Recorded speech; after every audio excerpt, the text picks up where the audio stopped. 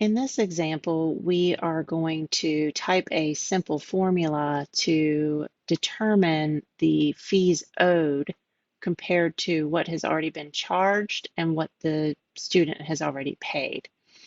So to begin any formula in a Google spreadsheet, the first thing we'll do is select the cell that we want to create the formula in.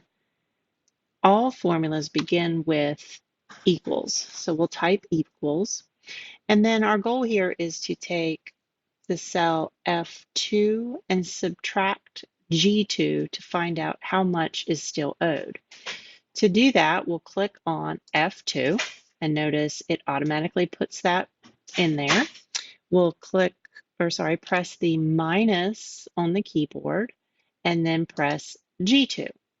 So now we have a formula of equals F2 minus G2, and that's going to show up in column H. So we just press enter, and you'll notice it gives us the total fees owed for that student.